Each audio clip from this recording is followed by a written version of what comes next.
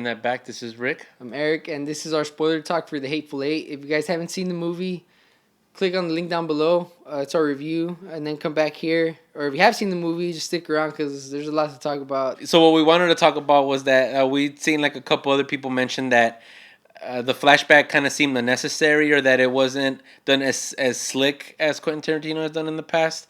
And so we just kind of wanted to go over our thoughts on it because, personally, like I thought that it worked just for the simple fact that chronologically, if you show that flashback, that would be the beginning of the movie. And so you're seeing Channing Tatum's character, which is Daisy Domergue's brother. He's the leader of the gang that they're all involved in. Yeah, he's the leader of the gang with the other three guys that Sam Jackson's questioning. You see them get to Minnie's and obviously kill Minnie, kill Sweet Dave, kill the other girl that works there, and then hide all their bodies to pass off this story of that, they all just happen to be there once, the Hangman and Marcus Warren's characters show up. And so chronologically that would be the beginning of the movie. And if you start the movie like that, then that just totally takes away the tension, because then you already know that these guys they're the bad guys. And the whole point is that when the movie starts and you see all these 8 characters meet up at Minnie's haberdashery, is that, they're all feeling each other out. They don't know who the others are. They don't know who's telling because right away, Sam Jackson's character, knows, that something's wrong. He just knows, right away. So you already start setting up, that tension. It's tells Bob, I think, you're, he says, because Bob asks him, are you calling me a liar? And he says, I didn't call you a liar. I'm just saying, that a lot of things you're telling me just kind of don't make any sense. And so, which is, I think, kind of going back to the shit about him, talking to Bruce Dern's character about the thing with the son. More than likely made that shit up. I mean, we don't know, but that's the thing. It's kind of I think he's kind of playing into what everyone else is doing. People were being dishonest. People were fucking lying. I know most of you people were bullshitting. Everybody lied. Yeah, basically everybody's lying about something. So I think he kind of just plays into it hey, well, you guys are bullshitting, and I'm fucking bullshit you guys too. Well, yeah, it's because he points out Bob first, and then he says, I know one of you is lying to me, but all of you could be lying to me. So right away he knows that's why he's trying to figure out, who's who and what's what, and that's why, back to what we were talking about, the flashback, is that if you start the movie like that, then that just totally ruins that whole tension built up until that point. Yeah. So that was just kind of our biggest thing, is that we saw some complaints about that, and I really didn't see a problem with it, because obviously we had talked about that's one of Quentin Tarantino's signatures, and I'd have a problem with it if it just didn't work, if it didn't serve a purpose into the story, and in this case I think it did. Because, once that intermission hits and, he sets up all these pieces like we mentioned before, and then all the shit hits the fan at one point, it's that tension is built up to that point. And if you don't have that, if you already know who these guys are, obviously, it's Jodie Domergue, which is Channing Tatum's character, there to save his sister.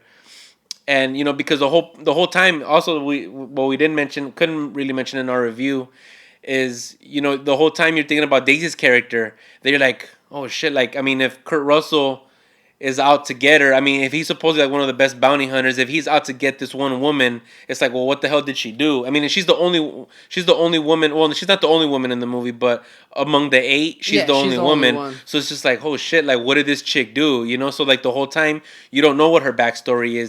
She's a murderer. Yeah, but we don't know to what extent. And then that's when we find out that she's part of this gang. Yeah. And as soon as they blow Channing Tatum's fucking head off, then she becomes the acting leader of the gang. Yeah. And that's when, everybody start getting shot at and killed. But yeah, it did serve a purpose. It set everything up. Everything was set up in the way to where we're not sure. Then we see this flashback and then it's okay, well shit. Now from the flashback onward, we kind of see how things are going to end and where things are going to go. All the shit started escalating. Okay, then she starts bullshitting everyone about them having 15 men waiting for, if they do happen to leave, they have 15 men willing or waiting for them that are eventually going to fucking kill everyone else who's left if they don't let them escape. But at the same time, she's probably more than likely bullshitting. And they point that out a couple times, hey, you've been lying this whole time. How the fuck do we know you're even telling the truth? You're just probably bullshitting us right now. Because everybody's lying. Everybody's lying. And kind of going back to Sam Jackson's character, where, we see him pull out that Lincoln letter. Then eventually we find out that was all fucking bullshit anyway, you know? So it's fuck. we find out that basically everyone's been fucking lying except maybe Kurt Russell. Like I don't know if he really lied too much or made No, up not anything. really. And the stagecoach driver. Oh yeah, And they're the two first that died. Yeah, and the first two that died. So I think they're the only ones that really kind of didn't really bullshit their way. You know, through all the scenes as far as like them exchanging words with everyone else. Where I think everyone else, or say maybe Bruce Dern's character. I mean, do we really know? And I guess maybe that's kind of like that's kind of like symbolism, I guess. And maybe like the two most honest guys Or the ones that get were the killed. ones that died first, and the ones that lied were the ones that managed. Well, Actually, even Bruce Dern, he's kind of like the one that got caught in all of this. Like he just happened to be, like you said, like in the wrong place at the wrong time, you know. And like look what happened to him. He was like one of the first ones to get killed. Yeah. You know, so like he gets killed, the other two guys get killed, and it's like fuck, like the only people that might have been telling the truth are the ones that fucking die right off the bat, and everyone else is just bullshitting and trying to fucking make shit up, you know, about it. I mean, most of the things that they say are more than likely just made up. Yeah, and even that's kind of symbolized, I guess, maybe at the end when Walton Goggins' character asks Marcus Warren to let him see that Lincoln letter, and he reads it and then just kind of like laugh about it, and then he crumbles it up with bloody hands, crumbles it up, and then just tosses it to the side. Yeah, and that's pretty much where that's where the movie ends at that point. And which I thought was kind of appropriate, because I just kept thinking the whole time, I'm like, man, like, once all this shit starts playing out, you're like, man, like, who the hell's gonna make it out alive? Because at that point, when it's just the three of them left at the end, it's like you really don't know what's gonna happen. It's like, is Marcus Warren gonna escape? Is the sheriff gonna escape? Are they gonna leave together? Is the this gang of 15 guys, are they gonna show up and rescue Daisy? Like, you don't know what the hell's gonna happen. And but I just thought, man, like the way it ended, I thought was kind of appropriate. It's just that, I mean, pretty much, it seems like everybody dies. Yeah. Because there's like no other way out of it. I mean, like they all lied, and really in the end, I mean, it kind of didn't get them anywhere.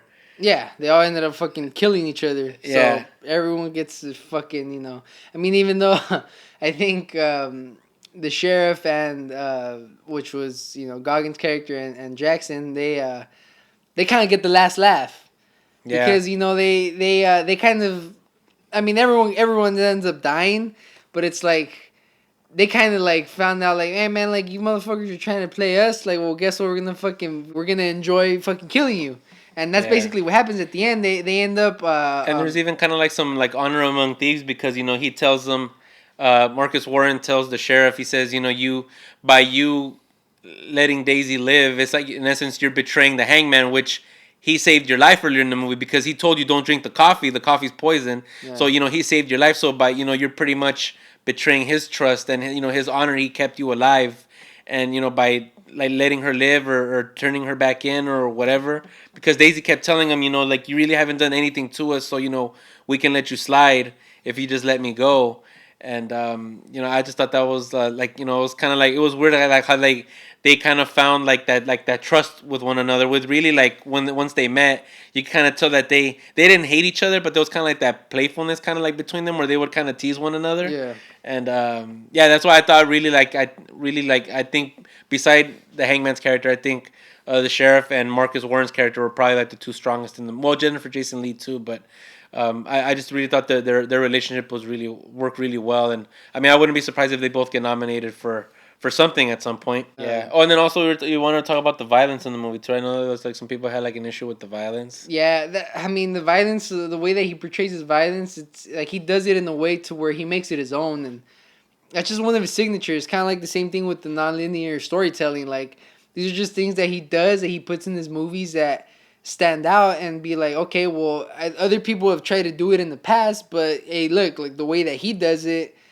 is better, and the way that he portrays it, like we know we're watching a Quentin Tarantino movie. And these are just, I think, things that are a signature of his, things that he does in his movies that, lets the audience know, like, hey, like this is a movie that I'm presenting. And these are just some of the things that I do. This is how I do, and this is what I do in my movies. and this is just how I like for people to experience them. Like he does it like no one else does it, you know, and that's what makes him such a special director. I told somebody like if he never makes another great movie, I mean, I think his place among like the greatest directors of all time has already been cemented. I mean, the guy's shown. I mean, this is his eighth movie, and you know his writing and directing is as strong as it's ever been. So if he only makes 10, I mean, I don't know. Hopefully that's not the case, but if he only makes 10, I mean, I can only imagine. I mean, he's got two other great movies left in him, so we'll see where he goes from here. Yeah, so that was just some of the things we wanted to go over as far as spoilers go for the movie. So let us know what you guys think about the our thoughts on Quentin's directing style, the way that he chose to tell the story, the way it played out, and if you guys got to see it in 70 millimeter, if you were lucky enough to catch the special roadshow engagement. So yeah, let us know what you think down below. Comment, hit the thumbs up button, share, subscribe, and we'll catch you on the next one.